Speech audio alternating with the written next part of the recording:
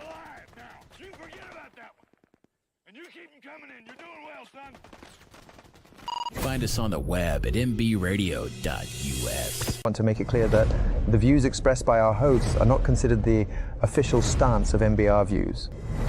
Remember, this is all about having fun and enjoying the ride.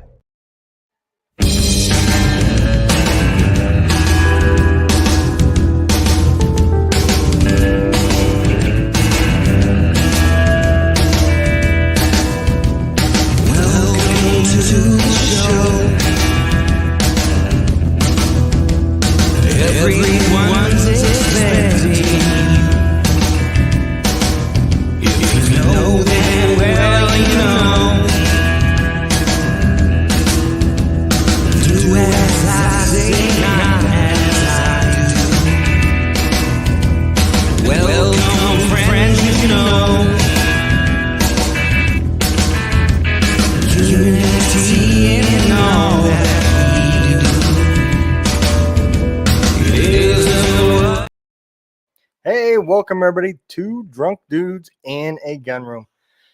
Today, man, as always, this show is brought to you by Operation Encore. Operation Encore is a 501c nonprofit.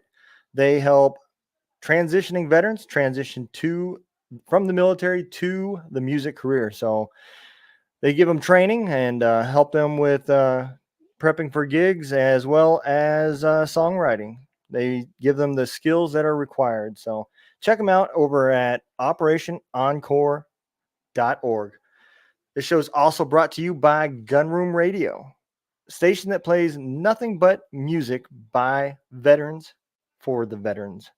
Today, man, we have got an awesome guest, man. Several people have reached out to me about this organization, and going through their Facebook, I can see why everybody is raving about them. So let's bring Gunne on with Primal Outfitters. How's it going, sir? Hey, what's up, man? Not too much. How you doing today? Oh, I'm living the dream, brother. I get to breathe one more day, and the Lord let me work another day, so I'm doing good, man. I can appreciate that. I can appreciate that. So why don't you tell everybody a little bit about you? What brought you into the military? I know we all can tell by the nickname that you were a Marine. And why don't you tell everybody what brought you to the military as you were growing up? So my grandfather, for one. Sorry, I'm in a different boat slip than what I'm normally used to. It's a little quieter down in my other slip, but I got a special event going on this weekend, so my boat's been moved. So my grandfather, for one, he was the biggest inspiration and father figure I had in my life. He taught me how to hunt, how to fish, how to camp. He was a Korean War vet and a Vietnam vet. He was stationed in Korea for quite a while as well. But that man, he did everything for me in my life. He brought me to every single one of my wrestling matches. Went to every single one of my fights. I mean, he was the dad that I never had, and me and him were really, really close. So got a couple of motorcycles going behind me. Sorry about, like I said, this slip's a little bit louder than what I'm used to, but yeah, my grandfather, I knew what I wanted to do since day one, since I came out of the womb. It was pretty much I wanted to be the best there was, and and my grandpa was in the Army, and so I had to one up him. So I joined the Marine Corps, but I wouldn't take anything less than an infantry contract. So I went through high school. I wrestled. I was a state champion wrestler, and for Michigan, quite a few different types of wrestling: Roman, Greco, freestyle, my way. I worked my way up. I mean, I started wrestling when I weighed I weighed the same amount of weight as a sack of potatoes. I started wrestling when I was 50 pounds. Is what I weighed, but the lowest weight class was 55. So I started wrestling, and my grandpa he took me to every wrestling practice, everything. So and always seeing his uniform and all that, that instilled me to do what I wanted to do. I could have went to college for wrestling, and I didn't. I chose. I knew my path was to join the military, and Hmm. I wanted to be a Marine. And my recruiter, I went through a couple of recruiters. They either had to leave because they were done recruiting or whatever, but I finally got an infantry recruiter. Um, that's what his MOS before he was recruiting was infantry. He was a mortarman. We ended up actually serving in the same unit together. Ran Oh, into each other down the road a little farther. I about whooped his ass.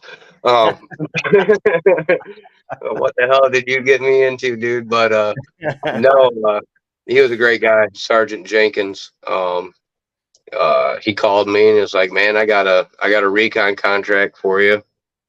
Um, it's infantry. It's what you want. You know, you can be gone in a couple of months." So I signed that contract and got out of high school, and I I went through everything that I had to go through, and I ended up not being in or a recon unit. I ended up being in an infantry unit. I got assigned to, or got sent to 2nd Battalion, 7th Marines, Golf Company, gunfighters. Um, I did what I had to do there, and I was a fire team leader, and um, kind of earned a good and a bad reputation. Some people say good, some people say bad, but my when I was younger, my mouth got me in trouble a little bit. So, ain't nothing wrong with that, man. um, but yeah, no, I,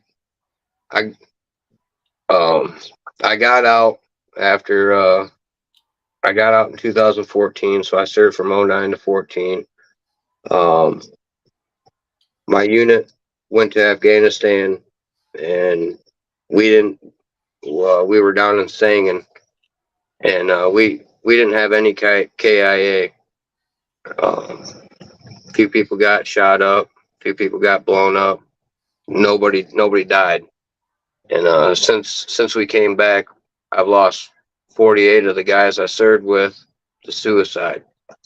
Jesus. Uh, I almost committed suicide. Well, I didn't almost. I attempted suicide twice. Um, and I spent some time in the VA and worked through all those problems and got away from the toxic things in my life. And it was a struggle, but Absolutely. yeah. I mean, any questions about that before I keep running my suck or? No, man. So, when did you actually come in? What year did you come in? Was it after 9/11 or before? Oh, it was after 9/11. So After I'm 9/11. 32. Okay. Yeah, I'm 32. I graduated high school in '09 and I joined the Marine Corps in '09.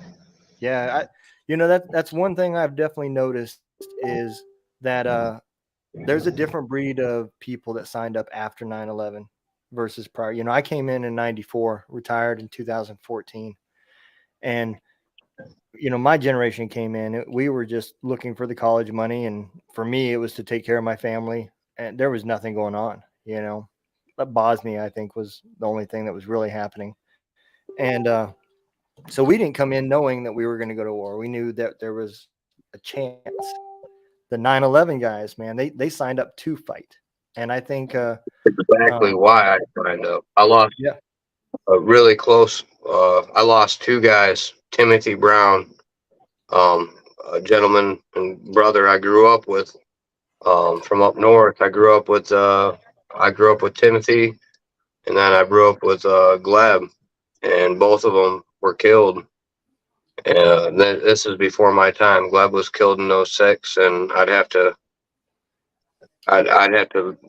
revisit some things to figure out when Tim was killed. I try to keep away from those kind of things, but both of them were killed, and it pissed me off. Yeah, You know, absolutely. I was in the 3rd grade, and I watched the Twin Towers get hit on our TV in the classroom, and I mean, well, yeah, Yeah, I mean, I even remember myself, PT had just gotten over with. We were all in the middle of personal hygiene, and I was getting things ready for the work day when it happened. I was standing there in uniform and watching it on TV as it unfolded, So, sorry, I got some friends walking up to my boat. I was just trying to tell them to be quiet. oh, I'm you're on good, a man. podcast right now, guys. They can even hop on it as well if they want. I don't care. No, it's all good. They're great. I've taken them out fishing. They're nurses and first responders. So they've been blessed with going. They seen my boat down. Everybody knows me in town, so they seen my boat in a different spot, so they had to come down and see what I was up to down here. So Yeah, man. So when did you get out of the military? I got out in 2014, September 14th. Man, I got out in November of 2014.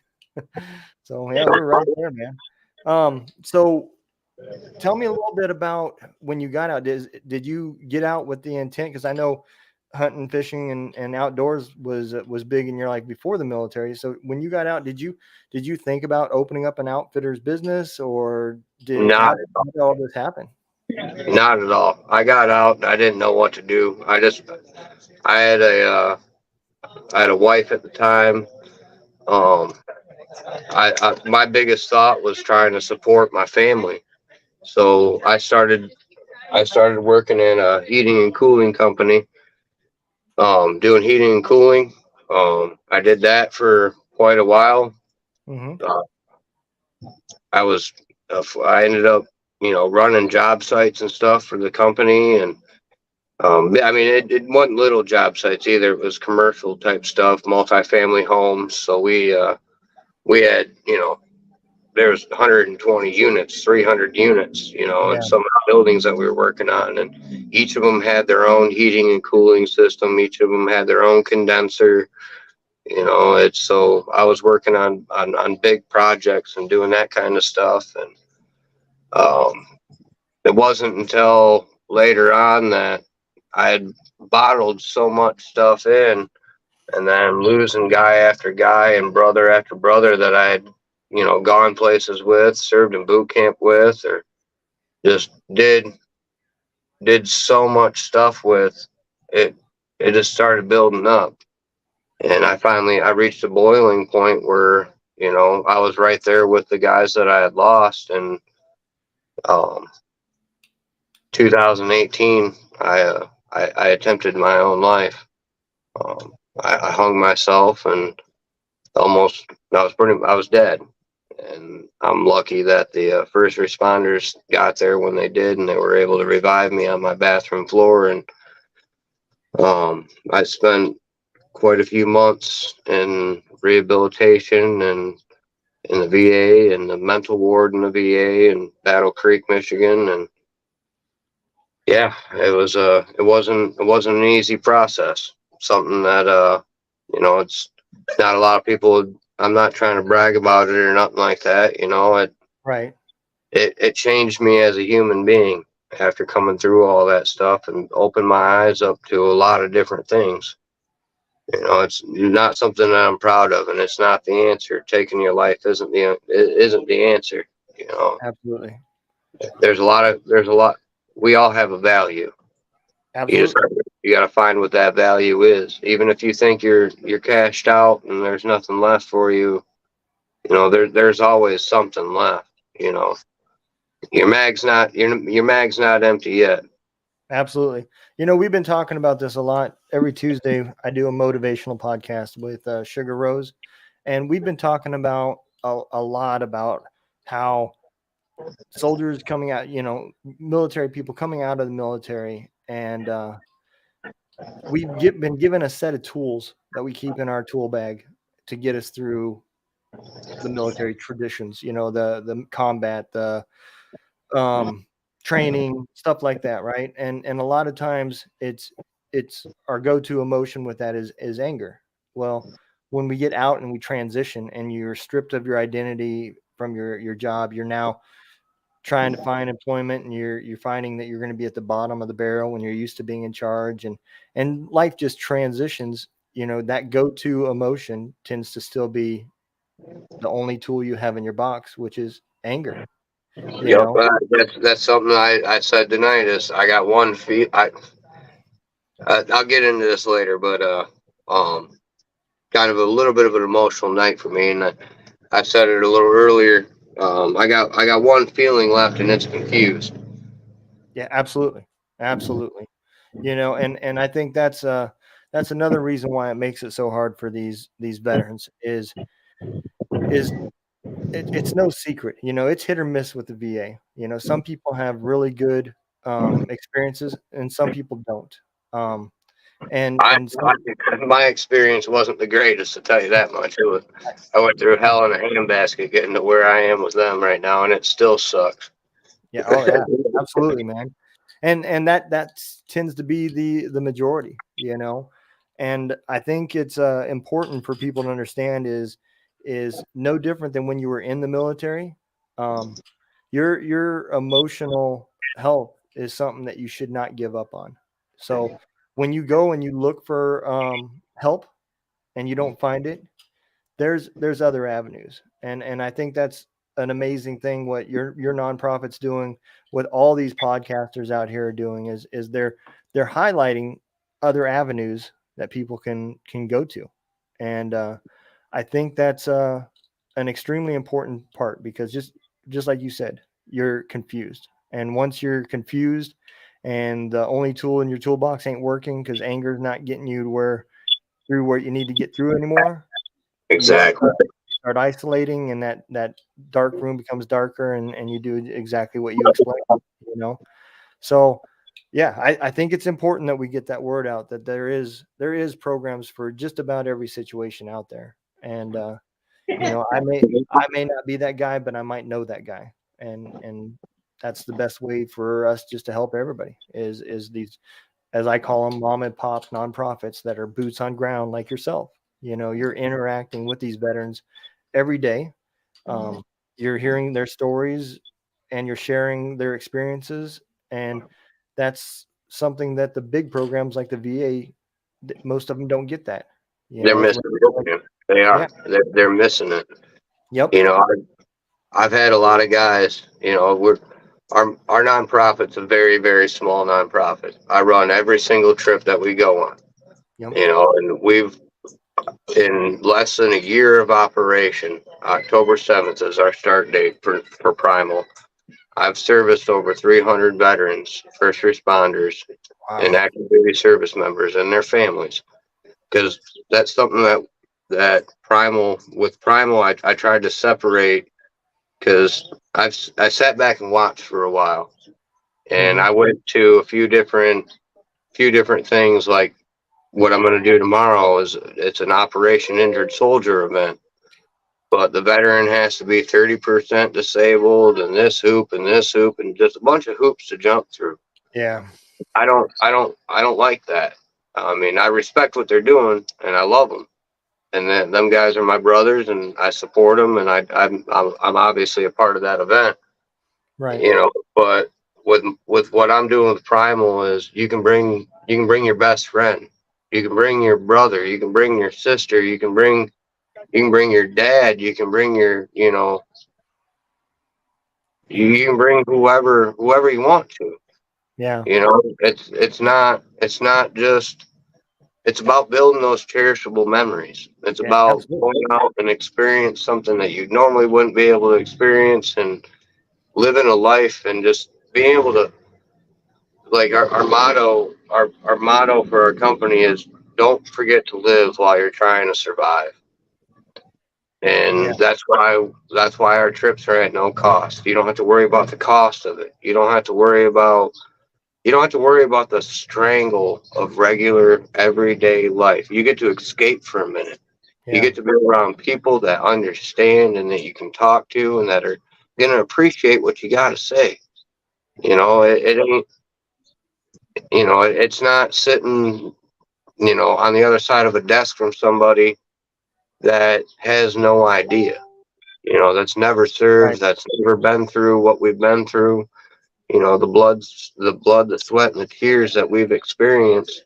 You know, the experience of loss, of losing somebody that, you know, that was in your fire team, or that Yeah. was, you know, one of your best friends. You know, you might not talk to them in 3 or 4 years or whatever, and you know, once we get out, there's that distance that's created, and we all go back to the life we lived before, or try to go back to the life we lived before. But you know, that's the purpose of Primal, is to bring the family together. You know, get these guys out, get these gals out that feel lost. Yeah. You I know? mean, you said something earlier, you know, about you have one emotion and that's confusion. Well, let me ask you this: what do you think some of the veterans as family members, you know, their wife and kids, as the veterans going through all this stuff, what emotion is it that you think they're dealing with? Probably, I would assume, probably the same. You know, confusion about what happened. Confusion and frustration. Yeah. So I think it's What amazing happened? that you're bringing them together. You know, they What get to see happened? the other side of that. Exactly. What happened to the person that I knew before? Yep. What happened to the person that I grew up with? You Yeah. know, and it's across the board. It's Vietnam vets. It is. I've had World War II. You know, World War II vets on board. I've had Vietnam vets, Korean War vets. I've had, you know, veterans of all wars and eras, Hmm. and you know that I can see the same thing. You know, we come back and we try to be an image of what we used to be, and it's hard. You know, Yeah. Yeah.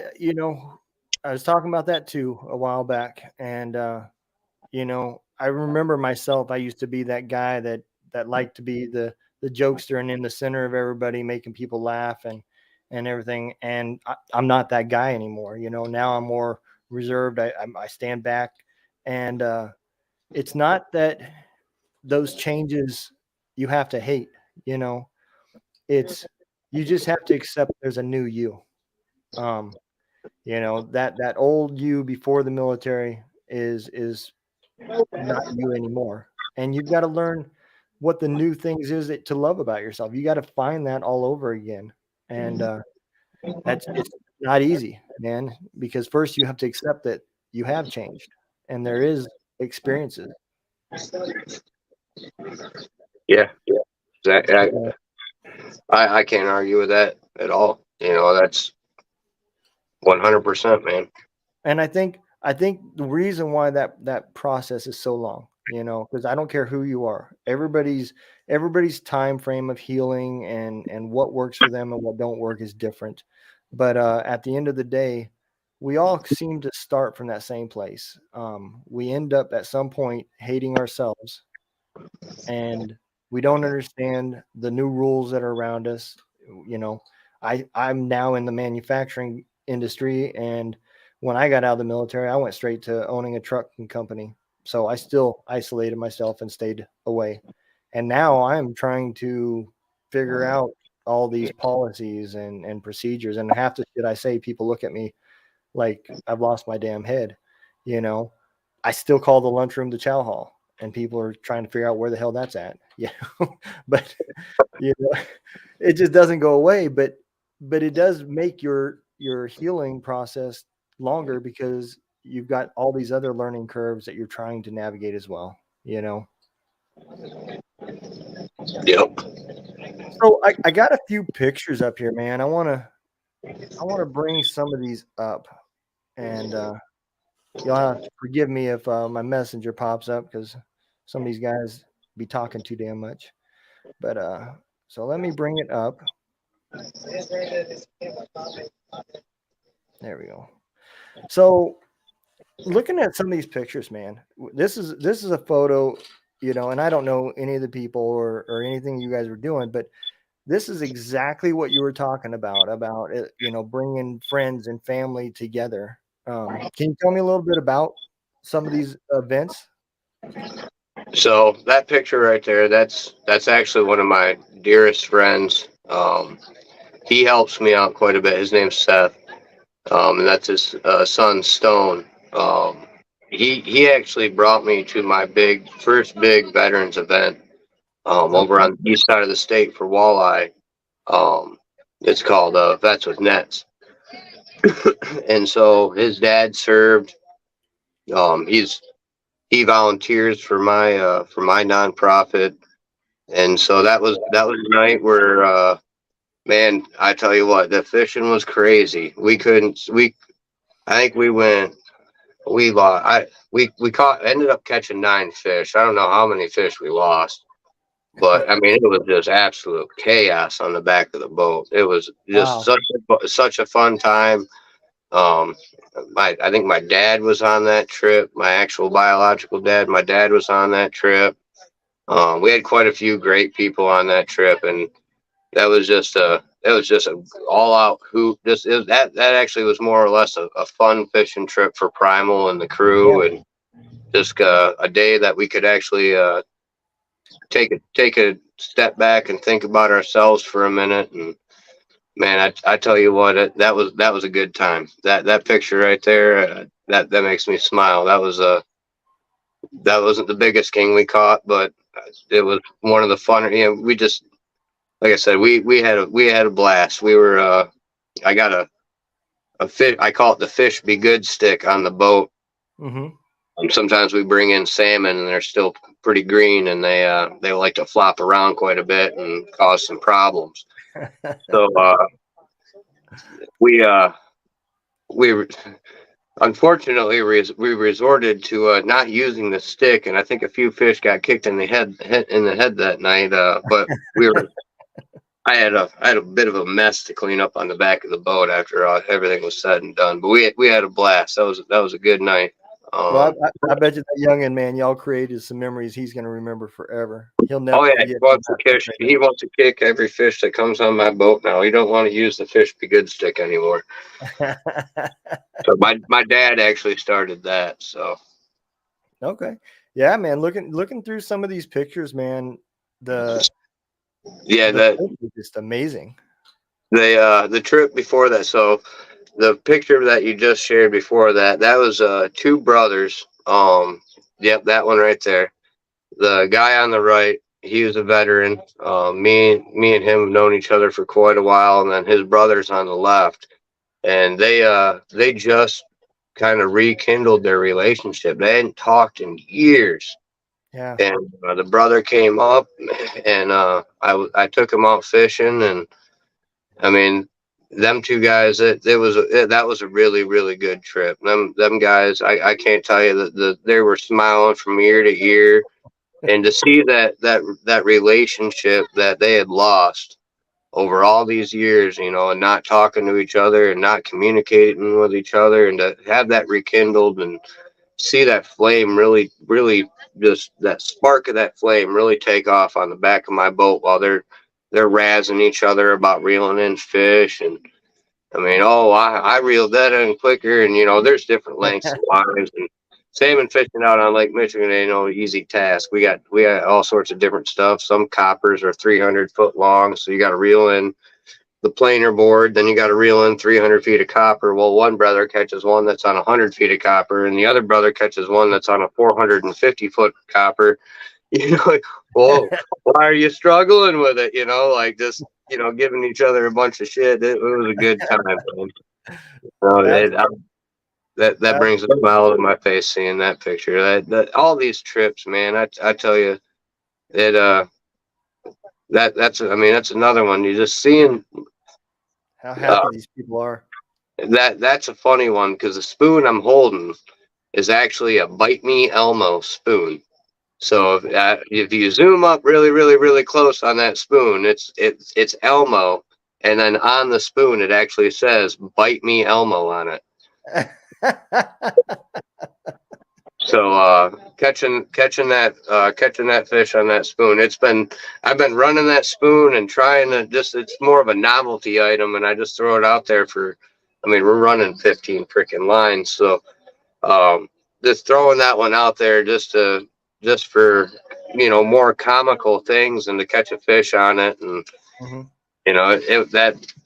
that spoon's a funny spoon, man. It cracks people up when you bring a fish on a bite me elmo. Yeah, I can imagine, man. So yeah, man. I mean, just looking through these pictures, you can just feel the happiness that comes from this. And the other thing that I know for a fact, and a lot of other people may take for granted, but you know, like you said at the beginning, you're a very small nonprofit, and you're doing extremely large things. I know boats are not cheap. The fuel and the tackle and everything that goes in with what you're providing, man.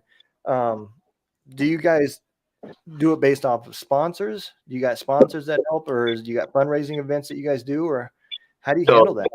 we do a little bit of everything. So we get donations. We get quite a few donations that come in from the community and people that have seen what we're doing. We have a lot of local sponsors in our community. One of them is Lodge. It's a local restaurant. Went to school with both of the owners, and they started about the same time we did with pretty much nothing. Hmm. And they've grown. They're one of the best restaurants in town. As soon as I'm done eating, as soon as I'm done with this, that's where I'm going to go eat here in a few. So I Awesome, mean, man. they got some of the best food in town. But we got a lot of really good sponsors that are helping us out right now that see our vision and see our goal. We get the local marina, Gull Lake Marine. Our fuel is discounted. Any service or maintenance that we need to have done on our boats, it's all done graciously. That is awesome. We get a really good hand up from the local community and our American Legion, Post 49, South Haven American Legion, one of the best views. We have a really, really good community here helping us out, and the local support has been astronomical. Um, words can't express. And then a lot of it, getting all this started, I spent a lot of hard-earned money that my own money, Yep. and the filing all the legal documents with LegalZoom, and paying for the lawyers and paying for the insurance. And then I started off. So to backtrack, and I hate to do this, but I started this company last year. um I'd been working, and I'd been working in an outdoor store, taught youth archery, ran all the archery leagues. Really took hold of that. Did a youth veteran archery program where I had the youth and a veteran shooting together as a team with just generic bows. So somebody couldn't come in with their Matthews or Yeah. Bowtech or whatever. You had to shoot house bows.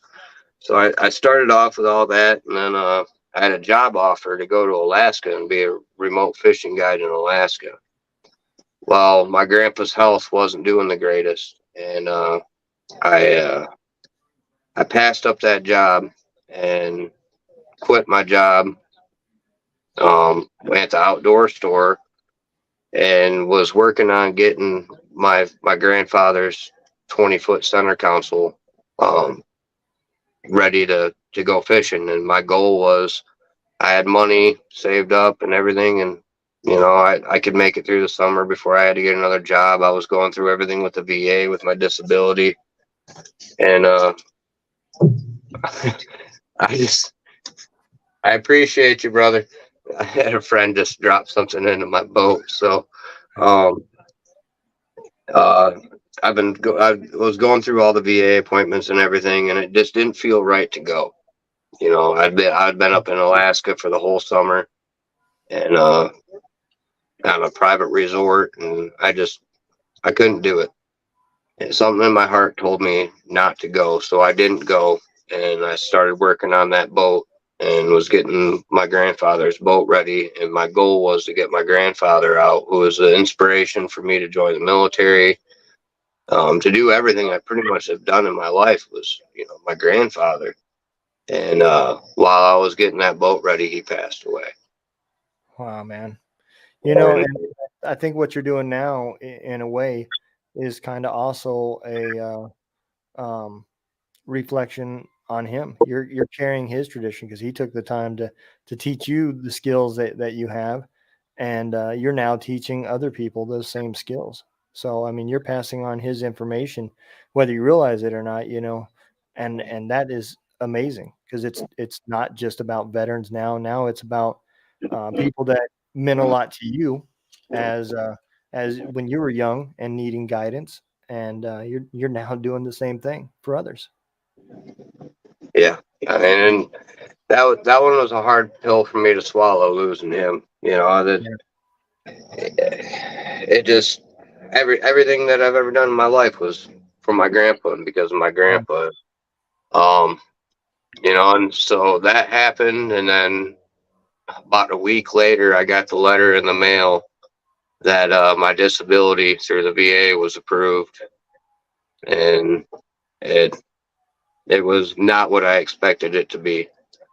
You know, so they deemed me 100% disabled, not employable.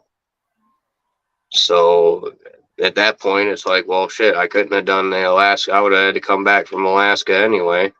Yeah. You know, everything worked out, and in a very weird way. You know, I got my grandfather's boat. I started working with United Veterans of Michigan, another great nonprofit organization that does great things for veterans. That's how that trip with Seth was how I got linked in with them guys. With the Vets for Nets trip. And so that was just before all this, and just, I mean, the timeline of how everything worked out was very extraordinary. I mean, God had something to do with it, Absolutely. you know. So I got my VA disability. I was working with Vets with Nets, and I got my grandpa's boat, and it's sitting up at the American Legion and talking with another guy that ran a nonprofit. Primal Outfitters was born, and we started taking veterans. We filed all of our paperwork and everything, but United Veterans of Michigan was like, operate underneath operate underneath us as our pro staff until you get all your ducks in a row. We'll help you out with all your paperwork and everything else. And them guys, I mean, our playbook was copied from them. I mean, to not beat around the bush about it. I mean, they handed me their, I mean, everything. Yeah. And we were able to, you know, change it to our needs for Primal and run with it. And I mean, them guys have been in our corner from day one. And we had, you know, so I ran my grandfather's boat all last year. We did hunting trips after the fishing season ended. We did hunting trips, camping trips, you know, everything outdoors. Ice fishing wasn't as good as what we thought it was going to be. We didn't get too much ice this last year up here. So unfortunately, a drunk lady almost fell in the river.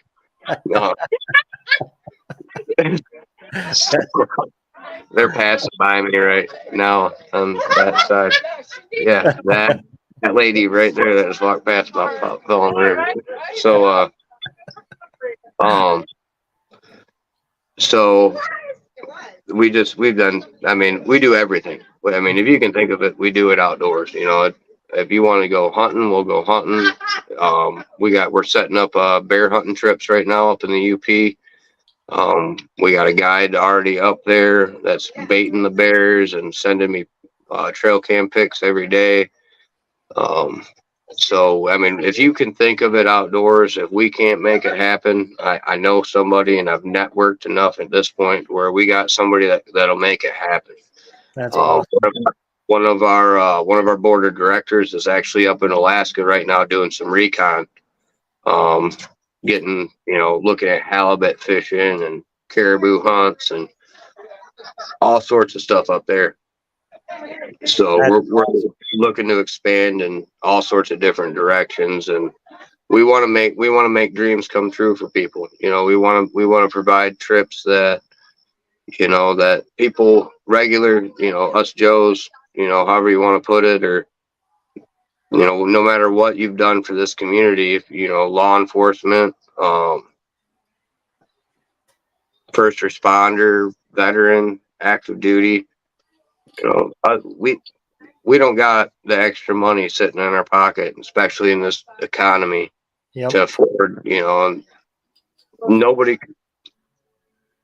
and some of them can, and I'm not trying to discount anybody, some people do have that money, but a lot of the guys that I take out, they could never afford a fishing trip, like pay a charter boat. You're looking at $700, $600 for just the trip, and then you're expected to, do a tip for the first mate. So some of these trips you're looking at $1,000 for a fishing trip.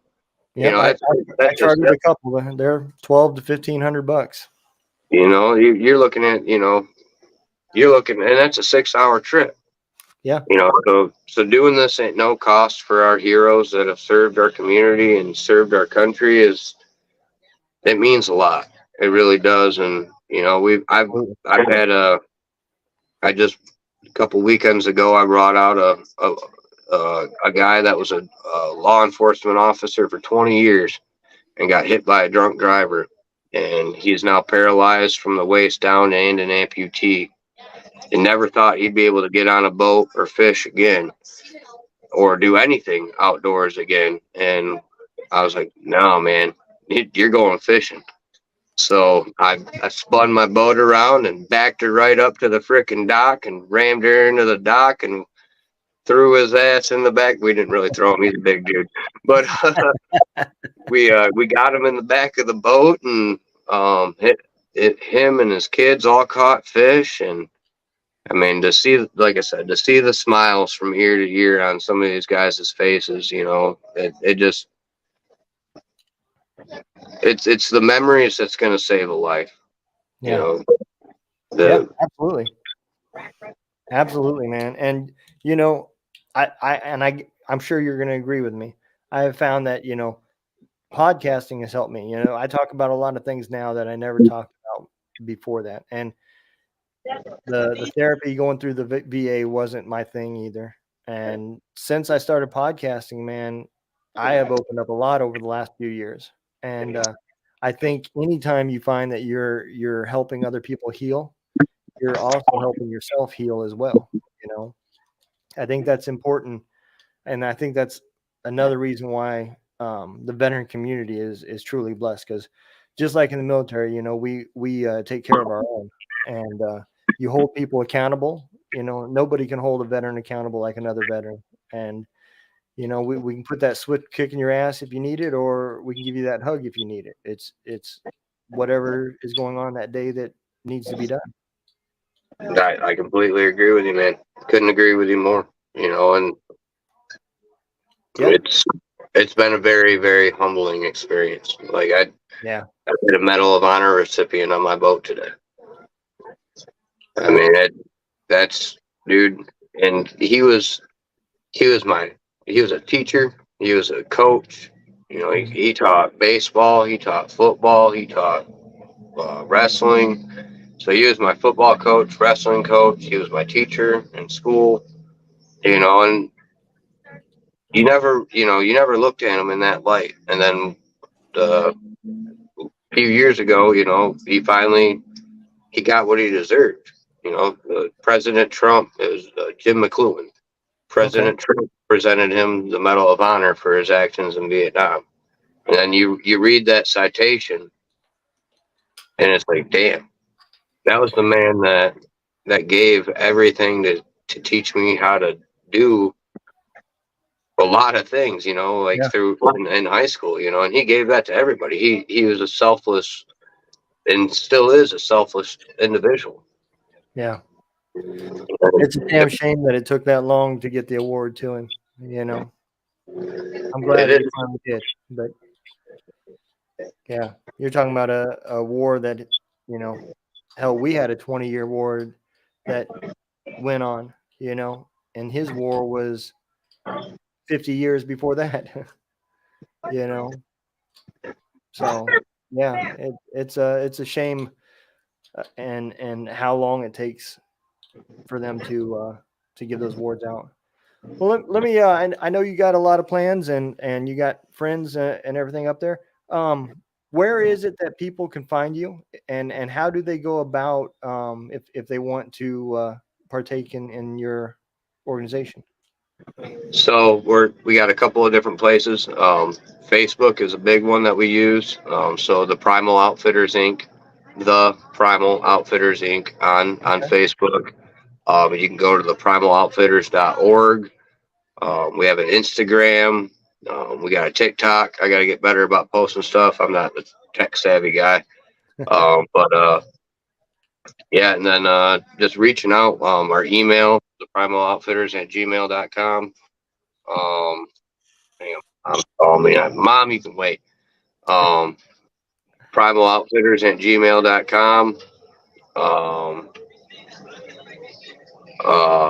my phone number 269-767-4796. You can call that number anytime.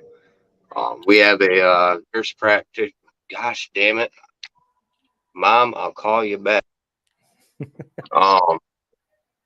We have a nurse practitioner, part of our staff. She's on call anytime we need her. I served with her son, Cass. Unfortunately, he took his own life, and after that, that's why she started doing what she was doing, and she just got all of her certifications for that and everything. So if somebody needs somebody to talk to besides me, you know, somebody that's more professional, there's that, you know. And obviously, if it's that serious, I don't want to discredit the VA in any way. I mean, I've had my issues and stuff like that, but was it 988 on the VA? Yep, call 988 on the VA. That's for, you know, if it's something that we can't handle. But anybody, somebody just needs somebody to talk to. They want to get just walk in the woods or whatever. And You know, just recently they changed it now. So if you don't live near a VA and you served, whether you're getting any disability or anything from the VA, if you're in crisis and you're to that point where you're thinking about taking your life, you can go to any hospital and the VA will pay the bill. They will allow for up to, I think it's 30 days in hospital and 6 months aftercare. So there's no reason why people can't seek help. There's any hospital now and any close VA. yep. And that's important. That's crucial, because a lot of guys, they feel so lost, you know, and that I've experienced it, you know, like the VA ain't gonna do anything for me. And I got so kind of a funny story. I know we're running a little bit short on time. So I was scrolling through Facebook the other day, and I came across another nonprofit that's called Now or Never Outfitters. And so I shot him a message, just shot in the dark, like, hey, I see our goals and everything that we're trying to do is the same. You know, I'd like to network with you, and, you know, you help me, I help you. We scratch each other's back. We try to move forward with each other. I get a phone call about 30 minutes later. Spent an hour on the phone with this gentleman, and turns out he's up here. He's from Southern Louisiana. He's running Now or Never Outfitters, and he happened to be in Michigan, 3 hours away. He's like, well, what are you doing this weekend? Well, actually, we have a huge event going on this weekend. So that's that's why I'm not in my normal slip right now, is because we have a event called the Salute to Veterans. It's put on by Operation Injured Soldier and the Battle Creek VA and the South Haven Steelheaders. So we got over 30 boats that is going to be a part of this event that are going to be taking veterans out tomorrow morning. We're going to go fishing tomorrow morning, and then in the afternoon, at noon, we all meet up outside the pier head. We all come back. We stage our boats outside the pier head, and we have there's a plane fly over. The hooligans come down and they fly right down through the center of our harbor, and they do their formation. This year, they normally do the missing man formation, but they got something going on where they're gonna do some cool formation this year that they normally don't do. So they're gonna do their formation, and we do a 21 gun salute, and then a huge boat parade where the piers are lined with people with flags and all that stuff. Primal Outfitters was actually asked this year to be the second boat in the parade, which means we're the first fishing boat. The first boat in the parade is the Terrapin.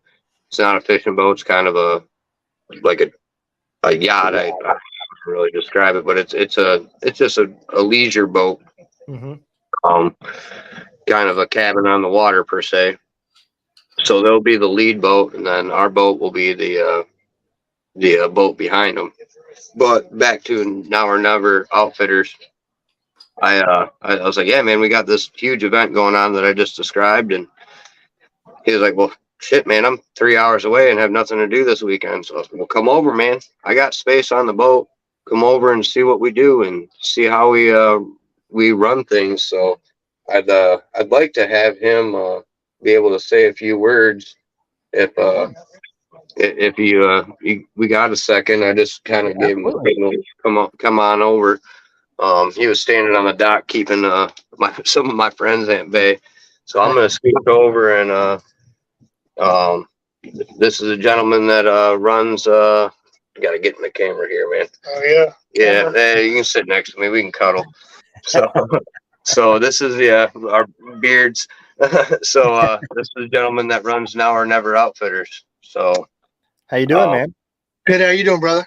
Good, man. Hey, well, we got just a few minutes, but why don't you tell everybody a little bit about your organization, man? Throw a little plug out there for it. Oh, cool. So yeah, we're Now or Never Outfitters. Started 2017, but went official in 2018. Basically based out of South Louisiana. That's where I'm from. We have ambassadors in Texas, Oklahoma, Kansas, New York, and then we've got some that are coming on board in Wyoming. And we hunt and fish, and we take veterans hunting and fishing for absolutely free. And that's what we do. And our whole goal is to get veterans outdoor. I didn't have the opportunity to serve. I tried on 3 different occasions, was denied all 3 times. So it's kind of my way of giving back. And we get them outdoors so they realize there's healing in the outdoors, and it gives them a purpose, you know. And just sitting back listening to y'all, knowing y'all are veterans, you know, thank you for your service, but also know that it's important when you get out, you got to have a purpose, right? Yeah. And so we give that purpose. We try to provide, they come on a fishing trip. We try to give them their first fishing rod, fishing sleeve, first little bit that they need to get started. They come hunting. We try to provide them with gear if they need gear. And again, it's at no cost. I'm one of those guys. I believe that you men and women have given enough. Why do we need to ask for more? Right. I agree. And we do it 100% free. We do what we can. I'm a lot like Josh. I fund it out of our own pocket. We do have some donations that come in, and we're picking up as we build, obviously. And I believe that we're not an organization that's about numbers or statistics. We're an organization that's about family and brotherhood. So when you come to us, we want you to know that now you've got a new family that truly cares about you, that supports you. If the phone rings at night because you're going through a hard time, we're going to listen. And we've got it. And so pretty much all of our ambassadors are veterans that have been on 1 or more hunting or fishing trips with us and were impacted by what we do, came to us and want to start what we do where they live. So, you know, the proof in the pudding. Yeah, absolutely, man. And I, like I was telling Gunny earlier, I love these types of programs. I've had several different ones on. There's one locally around here called Movets Outdoors, and they do a lot of the same thing. Mostly, they don't. I don't think they do. I think they do a couple fishing trips. It's mostly bird hunting and stuff like that, deer hunting.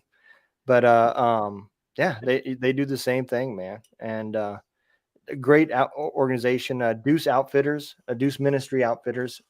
They're in Nebraska. They're doing the same thing, and it's just like you said, man. I don't care which organization you talk about; they'll all tell you about the healing of getting people outdoors, getting them learning new skills, thinking about what they're doing, and the instructions from it, and the sanity of being alone, or away from the noise, is healing as well. That's right. 100%. So 100%. I appreciate what you guys are doing. I know I'm gonna let you all get back to your event and head over to the lodge and get a big meal. Gotta But get some food in the belly. Yeah. Appreciate the plug, man. Really do. Hey, Appreciate the plug. anytime, man. I'll reach out to you and we'll get you on on this podcast and let y'all talk about it, man. If you got other people with you, you can bring them on as well. That's Cool. what we do is we highlight veterans and 501Cs that are helping veterans. So that's what Nice. the show's all about. So Yeah. yeah, I'll reach out to you, brother, and we'll set a date and we'll get you on, man. Sounds good. Appreciate All it. right. No problem, man. Appreciate it, man. All right. You guys take care, man, and be safe. Have a great time this weekend with that event. It sounds like an amazing time. I can't wait to see the pictures on y'all's Facebook page, man. Oh, we'll blow the Facebook page. Yeah, we'll blow the Facebook page up with pictures and everything, man. We got the boat well decorated. We got good. flags all over the place. We got all the service branches. We got 21 flags flying right now on the boat. So That's um, awesome, man. we're gonna be looking proud coming through the harbor this weekend. And I appreciate you having us on and let me Anytime. run my suck about everything that I've done and been through. And I do gotta give a little bit of shout out to Charles Terrell and his family. I got an unfortunate phone call this evening. It's a gentleman that I've been real close with over the last year and had been trying to get him out on a fishing trip. And he grew up going out on the water, and he loved Great Lakes fishing. And unfortunately, he lost his battle last night, and just health wise, just had some health things going on that he couldn't hold on anymore. And it was unfortunate that I wasn't able to get him out fishing. But his wife asked me if she could still go and bring him with her, bring his ashes with her and stuff like that. So she called me tonight. So God bless his family and God bless her. And it's a huge loss to our veteran community losing him. And he was a great man, served this country with honor and did what he had to do and went where he had to go. And it saddens my heart. So I had to pull myself together a little bit for this for this podcast because I just found out about it. So I just my fishing this weekend is going to be devoted to him. So every fish that we catch during this tournament, I'm going to be praising him and the Lord and thanking him for watching over me this weekend. So I know he's in a better place and he's not in any more pain. So I hope he's with me on the boat this weekend in his spirit and his soul. Oh, I'm sure he will, man. And my prayers go out to the family as well. I know it's not easy. So, but yeah, let's go catch some fish tomorrow, boys. All right, man. Y'all have a great time, man. Take care and be safe. Sounds good, son.